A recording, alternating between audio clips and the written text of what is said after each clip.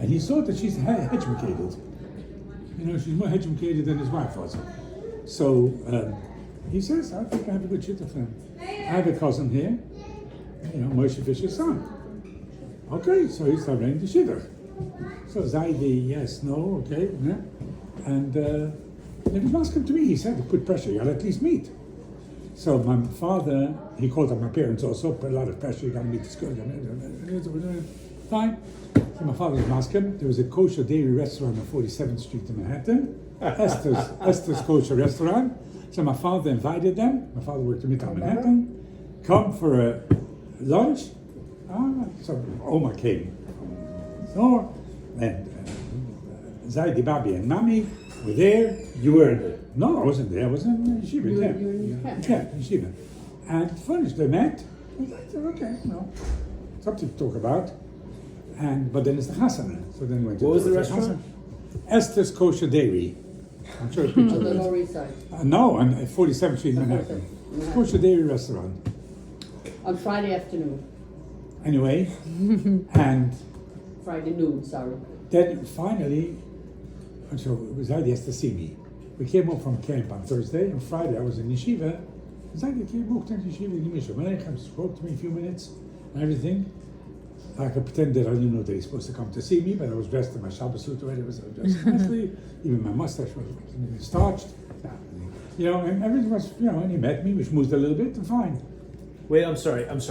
Who was this that came to the yeshiva? My shver, my future father-in-law. Uh-huh. Came to see who I am, and we came to see. Yitzchak Bleier. Yes, Sorry, Bleier. Am I suitable for his daughter? And there I was, Ernest Bleier. My father was a clean-shaven Oberlander man, my father-in-law was clean-shaven Oberlander. They fit very nicely together. Anyway. You weren't clean-shaven, you were? No, I wasn't clean-shaven, no. You were one of the only boys in the that had a beard. I had a little trim, You ever shaved beard. What? Did you ever shave? No. Why? Because I let my father down. My father wanted me to be a little bit Federbas. I didn't do what he wanted me to do. So, Opa didn't let you shave? Opa wanted me to turn out to be more than Malcolm Menachem. So he didn't let you shave? No, he suggested to me not to. And Menachem didn't Shaved, shave? sure. So you didn't let him down? I let him down. It didn't turn out to be what he wanted me to be. Okay, anyway. Yeah, with the beard, I didn't turn him down. Yeah, with the beard, yeah. As great as he is. You have a beard. Not the beard. It wasn't the beard that he wanted. He wanted behind the beard. Okay, he He wanted wanted what's behind the beard. Anyway, so wait a minute. So we met, and by then there was the Chasana and the Sheva Bruchas, and they had to go back to Ireland. Motzei Shabbos, Saturday night. The flight leaves 9:30. Motzei Shabbos is 8:20 or 8:15, and how could you make the flight? So Rav Schlesinger, the Rosh Yeshiva from London, Yiddel's Rosh Yeshiva, had a brother who lived in Yukon Hills, 15 minutes from the airport. So he arranged that they could stay Shabbos in their house. And then they're going to go right away to check in the plane. And if the Fishers won, they could come and meet them at the airport. So my father was Maskim, so we down with Meyer at home, and we made Abdullah exactly by this man, got into the car. In the car. Moshe has it. In the car. And we ran to the airport, and they were checked in already, and I still visualize it. There was no security, no TSA, there was no nothing in those days, and you could go onto the plane almost to the people outside. Okay, so here's this huge big room, and finally my parents see Mr. and Mrs. Bleier, the menorah of war. So Mr. and Mrs. Bleier are there. My father and mother walk up to them. There's a girl standing in the corner, and I'm standing here. So I'm looking at my in-laws, and she's looking at me. When I turn my face to look at her, she's looking at her parents. And then when I think it's time for me to see who she is, so I turn again. That's where I went for a few minutes, but I had to rush to the plane. So what should we do? So, okay, in those days, you walked out, there's no jetway. You walked out to the plane, and you walked up steps into the plane.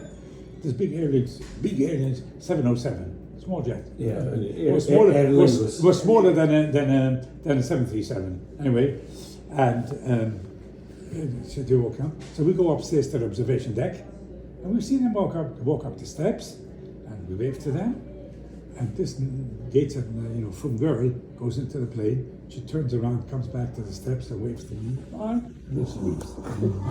Okay? That didn't soften my heart at all. That was like, absolutely not. That wasn't a message. Anyway, I could have said interpreted. She says, "Get out of here." Like, hey, I want to see you again. Okay. So I went to sleep. I want to see you again. They go home, and we're waiting for an answer from Sam Leffler. And then 2 days later, that Mr. Bleier said that she's going back to seminary. He'll wait. He didn't say no. Just he'll wait. And I said, wow. For that, you have to see me.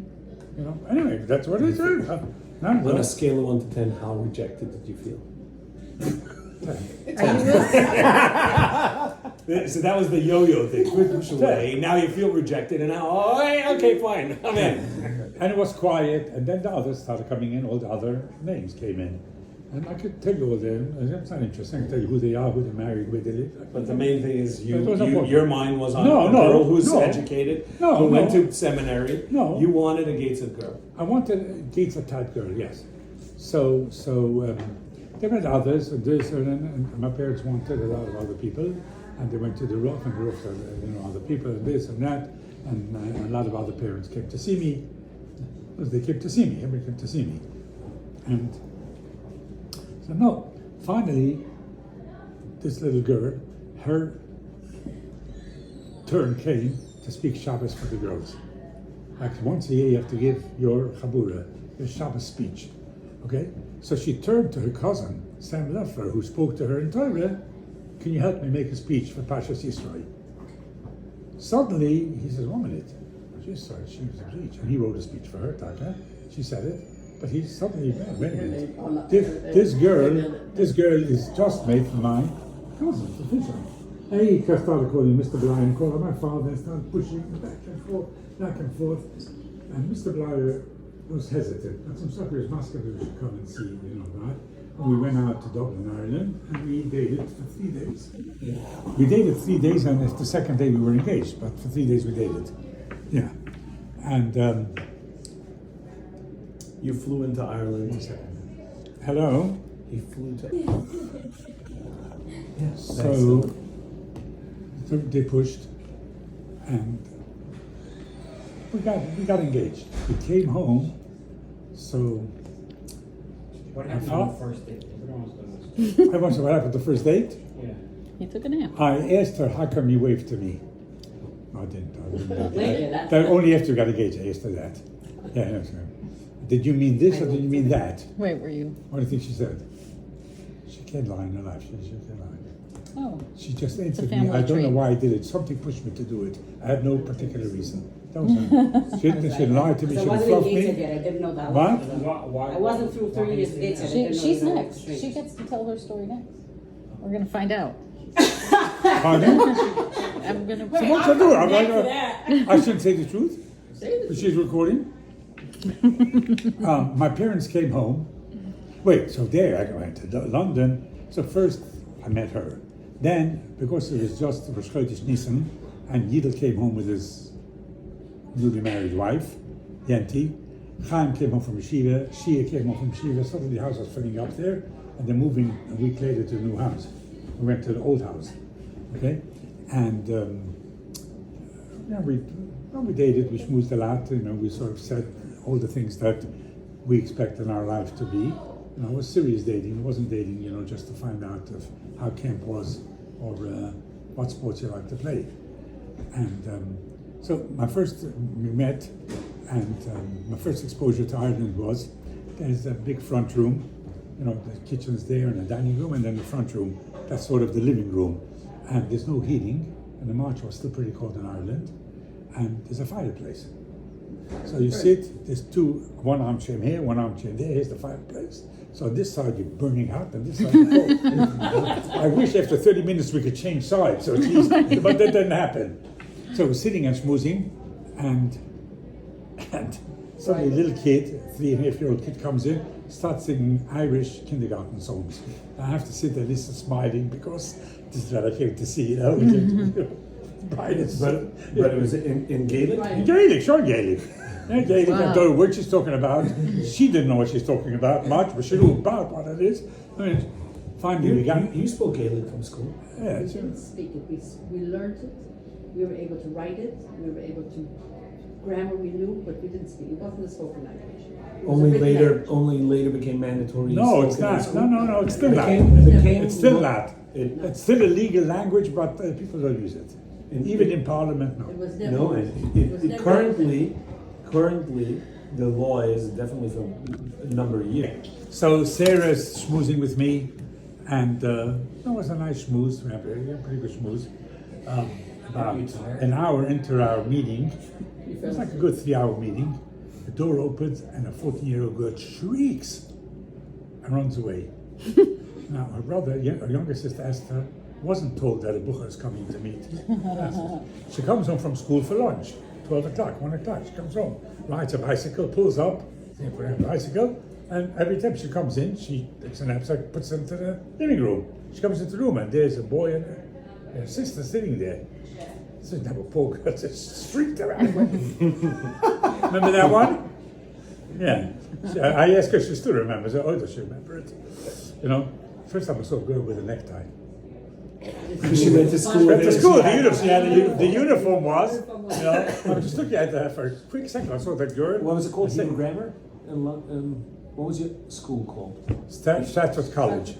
So the school uniform was a light shirt. And you never saw a girl in a tie. A girl in a tie. It was like What year are we talking? What? What year are we talking? 1968.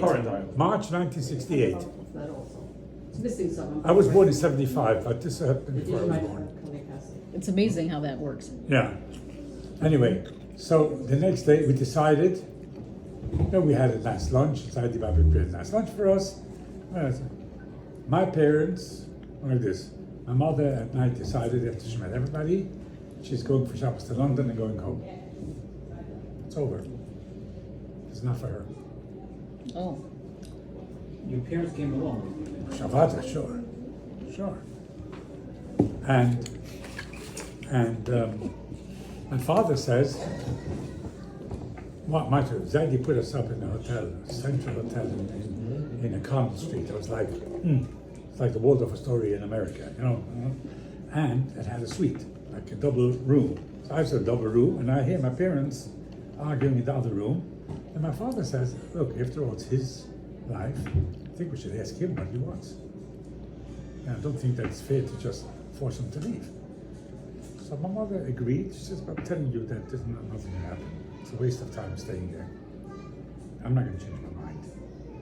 You know, my mom was pretty tough. Did we say that? Did we say that the Lutherans were stubborn? Okay, so you really have it bad. 1 second. And so here I am. I was all of 20 years old. I mean, I was a smart boy, 20 years old, and I had a lot of life experience. And my parents didn't even get up to me. So in the morning, I told my father I want to meet her again. We'll go out. So we took a bus ride out. Take a bus ride out together. Chassidish boy, taking, wasn't Chassidish, but but looking Chassidish, with this girl going on the bus. So the double-decker buses, right? So she's coming up with me. She has to show me where to go. You don't pay when you go on the bus. The guy comes along later. He's got a hanging thing with a machine, and how far are you going? So that's 3 pence 6, and then you pay 3.6, and he gives you a receipt. So when the next inspector comes, you have a receipt that you paid for it. That she tells me a story that 3 years ago, my cousin Joe was here from America, and he's coming on the bus with us. My father. Your father was visiting. Pictures right. We have the pictures. Don't know if you ever had this story. And Joe was going on the bus with my wife. Yeah. And going upstairs. Now, what does every religious Irish guy do? Every time you pass a church, you cross yourself. He never saw that before. In Chicago or in Brooklyn, you didn't see the guy do that. As suddenly everybody's crossing himself, he pipes up. Is everybody crazy here? What are they doing? He didn't know that they're crossing himself. You see people just doing this every 3 minutes. What the world is happening here? Yeah, remember that? That's the story she told me on the bus. In other words, don't be surprised if you see people moving their involuntary movements of they don't have Tourette's syndrome. So I remember a That's very story coordinated. related to that. You had just moved to New York, and mommy gets to a street corner, and there's a young Zaidi. Not mommy, happened Zaidi. Zaidi was visiting Zaidi, in New okay. York, and the girl and the little kid tells her, please cross me. catty corner to Please a cross church. me. So they're at a street corner, and across the street is a church, and this Hasidic kid is at the street corner, and in Yiddish says, "Please cross me." Cross me the street, Please. take me across the street. And Zaidi's thinking, Father, "Please help me cross." He's like, "We don't do that. We don't do that. We're Jews. Where we come from, we don't do that. And he's like, no, my mother said that I should wait for someone to help me cross me.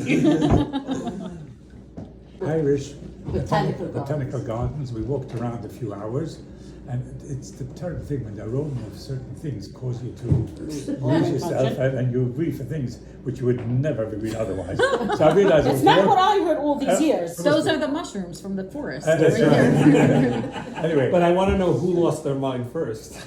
we didn't lose our mind. We both spoke for a few hours, and yesterday, the first day, while we were schmoozing, I dozed off in the middle. Because of the fire was so warm. I dozed off because I was tired. I didn't sleep. The first time on a plane, I didn't sleep. The plane was not the smoothest ride, but it was. I was very tired. So I explained to her, and while I'm talking, I tell her that yesterday I was tired because besides that, this week, Sunday started off very difficult.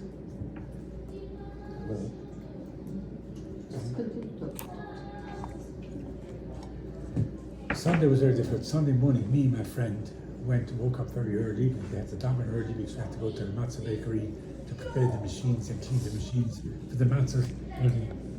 And her ears perk up. Machine? I say, yes, we eat machine matzahs. You eat machine matzahs? That's I bad. say, we eat machine matzahs, and I will eat machine matzahs after my wedding. And she turned white, poor girl. So I figured, you know what? The fruit is. One made yourself. second. 1 second. I figured while she's anyway in shock, let me just say, I say, and we eat gebrauchs, we eat knedlich, and we would eat knedlich in my house. Rather. And she was at the move right then, getting up and leaving me alone in the Botanical Gardens. Find your way home. But she had enough there carrots not to do that. And for shame, a Jewish boy. But her mind was already foggy, so she got home. You didn't like that. I was brought up differently. She got home, and her mother says, "How was everything?" This she told me herself. I wasn't there, but the mother said, she said, "The mother, everything was very good, but did you know that they eat machine matzahs and knedel?" So she started laughing, said, "Your daddy also used to eat knedel and machine matzah, but when he married me, I told him to stop." But that's where we're coming from, so it's not so bad. So she figured I could take care of that because I could just tell him to stop. She didn't know that Bleier meant Fischer. No. I told her about that thing. While I figured, let me strike while it's hot. Yeah. And I really put it in there that like there's no ifs and buts. This is, davening Ashkenaz, and this is me, no matter what. So her mother said it's okay, so we met again in the afternoon. Then in the afternoon we met again for 3 hours. We had long conversations. There wasn't the Ramban in Pashas Yisrael or the Even Ezra in, but it was nice talks we had. And by night, our parents asked both of us, my father asked me and her parents asked her, and I think she said yes. Just before I said yes, I was going to say yes. She said yes. No, I'm kidding. We both said yes. So then the next morning our parents met and started discussing, hey, this looks like serious. And It was Friday. it was Friday. Let's discuss what can happen because we can't stay here it's 2 weeks before Pesach, whatever it is. So they right away decided, what's going to be, how we're going to live and so on. And they was going to support us. Well, then they went to Dainaloni and they rode up at Tanoia. We have a copy of it somewhere at home. And Over for Sunday. Zaid is going to give me £13 a week. My father's going to give me £13 a week. So we're going to have £26 a week, which at that time was about $35-40 a week. And we're going to have a lot to live from. And we did that for a few years. In Dublin? Nope. No, London. in In London. London. What's the value now of that? No. In Ireland, my father-in-law so he- made linen things, linen Wait, napkins, before hankies. this conversation, he was full time in Eretz Yisrael, Who? and he had Avram. He had grinding poverty in Eretz Israel, Yisrael, yeah. and he's like, this is not working out. Yeah. So My father-in-law told him, come to Ireland, we'll help you find the parnosa. So he came to Ireland. So Says, this is my in father-in-law- the early 70s? early 60s. Okay. Early 60s. That asked the couple will know the dates. I don't know Yeah. the dates of that. I'm a newcomer to the family. so I still remember when they arrived, middle of the night. I remember them coming into our dining room with 3 children. My bedroom was turned over into a room for them, and they had a small little room next to it, so they made that into a kitchen for them. And that's how they They really lived in your lived house. in our house for since my father-in-law's business was basically souvenirs, he had an idea for him, go into his business, make little souvenirs. And he made a business. Sometimes we bought chickens so that much such pain. So, My father so that was an said that outgrowth somebody of went what your outside, father-in-law was picked it already up. doing. Celtic Craft was an outgrowth of the souvenir business. What was he? What kind of souvenirs was he selling? Who, my in-laws? Clearly. Yeah. My father-in-law made handkerchiefs. Every Irishman, when he went to visit his old village where his grandfather came from, had to bring for all the members in America a little souvenir. So he bought a napkin that had on it Galway, or a shamrock. He wrote it shamrock with luck of the Irish. That all these things, and that was my father-in-law's business. He would go around, sell the items. Yeah. No, let's say in April he would go around the whole country, to every little village, put down 100 pieces. In September he would go to collect money, and that's how he made his business. Go on consignment. What? Is it true that he made little trinkets and he sold You're them talking to about like Avram. a department You're store? talking about Avram. This is Avram? Yeah, you're talking about the wood. He made wood things and he sold it to a big department store, and the department store put it outside like as a loss leader. They were selling it for less than they I have paid. no idea. So he bought them all and then they reordered.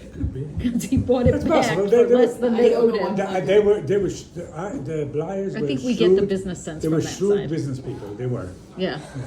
When I got engaged, Right. my parents came back from Ireland, and my father decided he has to call my in-laws 2 sisters. So he calls up Auntie Seren first. Auntie Seren, your great aunt. Yeah. And my father introduced himself. My crazy brother made the shidduch at the end. Which shidduch? Me and After I got engaged with Sarah, Because we came back from America. they were so Hasidish and they were No, so Uberlander? no. What was the problem? No, you didn't let me finish. Okay. There's questions right away. My crazy brother made the shidduch at the end. I told him not to. You're working people, you're not business people. I told him to take a business person. Seren didn't mince words. If you only knew Seren, Right. she was that type of person. She spoke what she thought. Yeah, She it's a automatically problem kept- for us. Yeah. Came out. we But have the it Russian also. was you're working people, not business She people. not only It's like she- blue not collar only she versus said- white collar. But not only she said it, but she said it to the man who made the shidduch. Yeah. Like, But tell that, my father. But that chiluk, working versus business. My father said to Yeah. That's You're not a good businessman. That's old-fashioned European, okay? The class system. If you're a businessman, it's something good.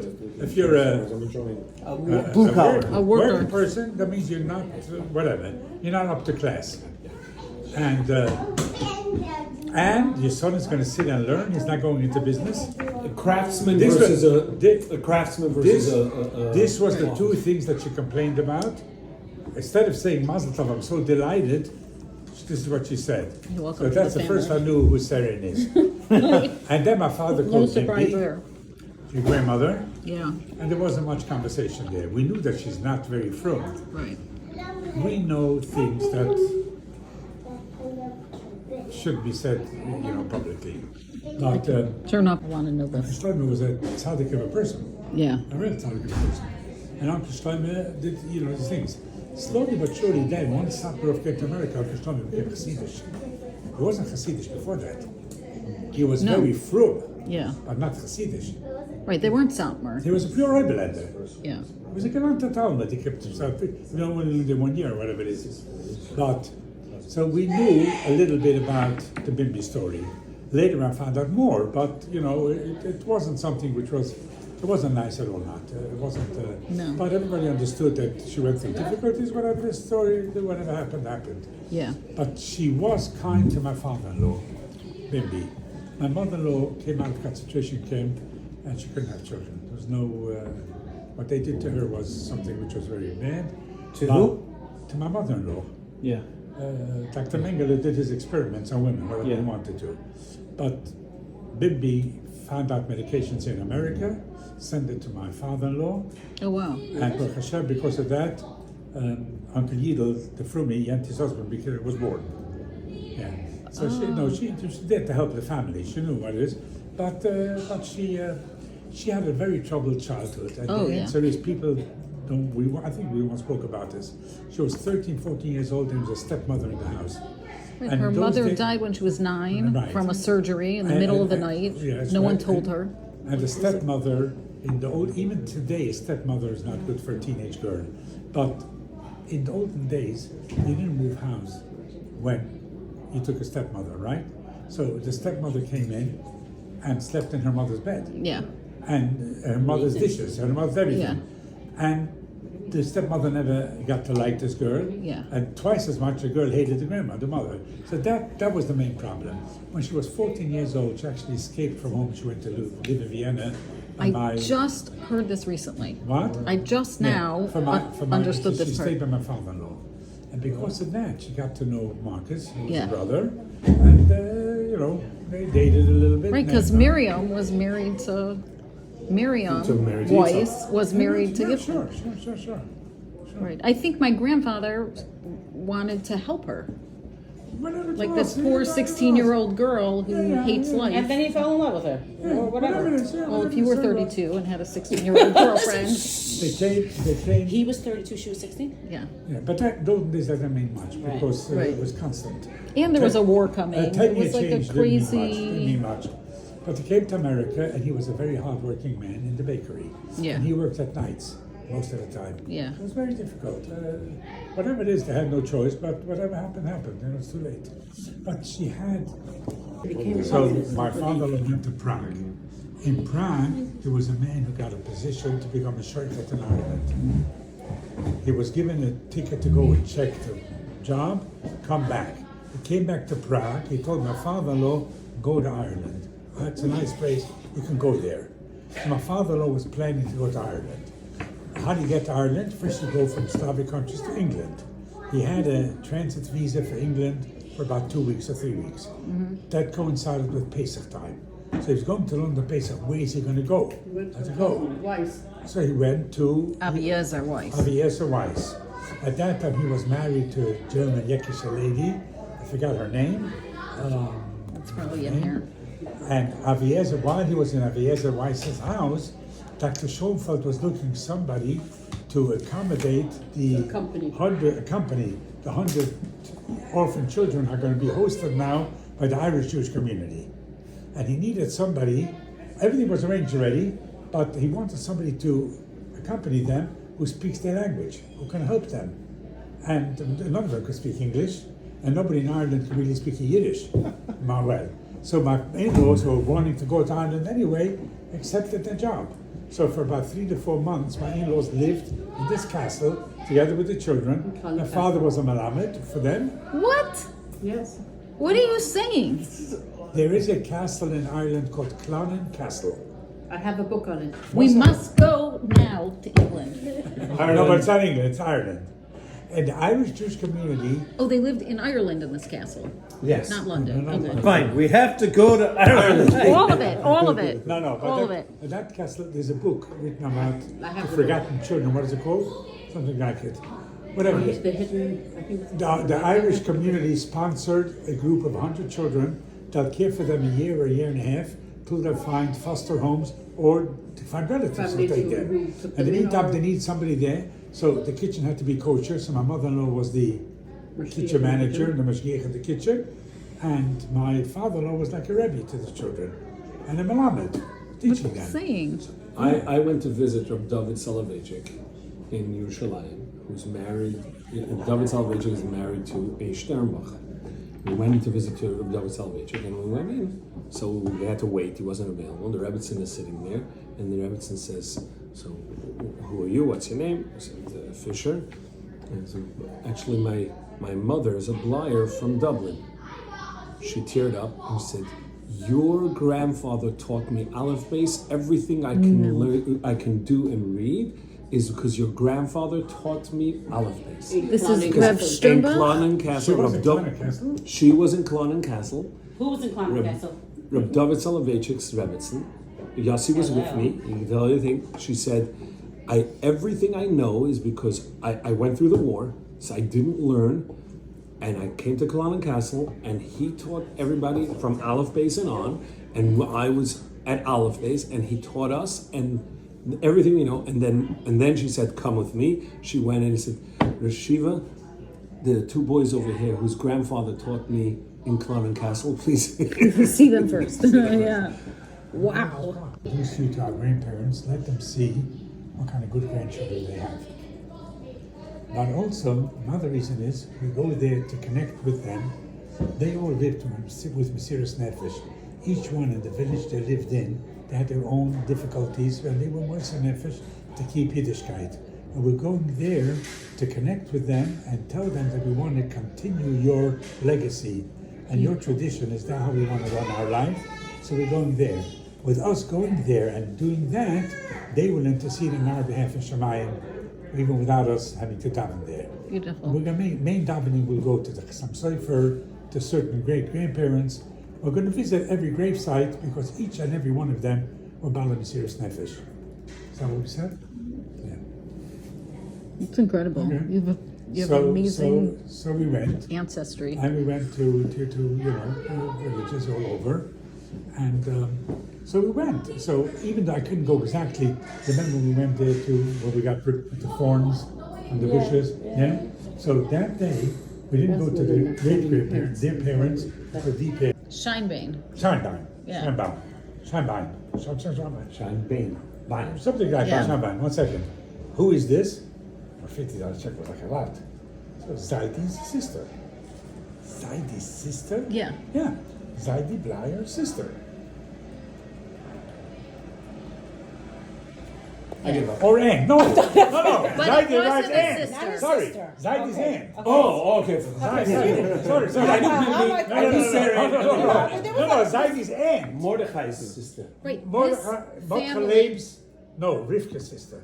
Rivka Weinblum's sister? Rivka Weinblum's sister. this family was in America years before In everybody else. 1920 they came to America. They signed for the family, and we thought, who's in Oklahoma that signed for my father to come over? Like, what was that? Wait, They live in Oklahoma. a year later, Uncle Chaim got married in America. They came from Oklahoma. The old lady and a daughter came to the So this is Chaim. Mordechai's Mordechai's sister-in-law. Rivka's sister? Rivka Rivka's Weinblum. sister. Rivka's sister. What was their maiden name? No, what's her name? Weinblum. Weinblum. Yeah. So she married She someone. married Married a first Scheinbein. Scheinbein. Scheinbane. Scheinbein. Yeah, and she came with the daughter. So she had how many kids?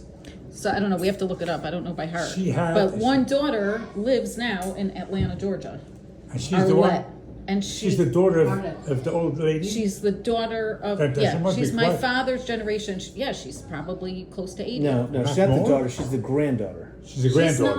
not Abba's Yeah. generation. No. Gloria. Remember her mother was Gloria. I remember the name Gloria. Yeah. Oh, she's Abba's generation. Right. No, I for sure remember the name. Gloria. This second. is the first time I've ever hearing about this branch of the Arlette family. is my generation. Arlette was born in 49. Yeah. That's not I mean, I'm one the who came. youngest. I'm No. always my generation spans that- Sorry. many years. The grandmother came. She in 1971. No, it's not No, it's Unky. not. It's Bobby's brother. Bobby's brother? Bobby's brother. Yeah. Bobby's father's father was a sheikhet? No. Zaidi's father's father was Shochet. Who? Zaidi's father's father. Why did the Ganses come to Zenta from? Because Zaidi's Bobby's father, as a bocher, went to learn yeshiva there. Good Hashem gezien, we can that leben. So he made a little business, He made a little money, brought over his parents to there. So Madri Yehuda's father was a sheikh? But Judas' father was a sheikh. Yeah, bro. So what was his first name? Who? This man? Yeah. Look at the picture of the book, of the Bleier book. He's there as Bobby's brother, one of Bobby's brothers. No.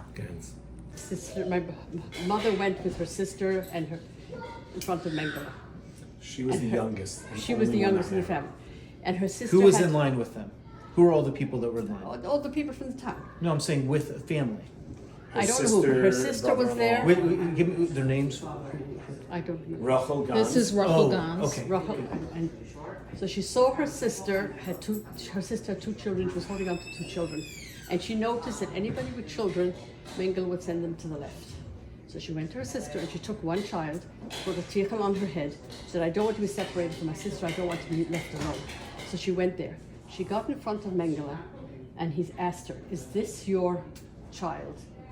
In German, and she said, "No. Give that child back, and you go to the right." And that's how she survived. Because she wouldn't lie.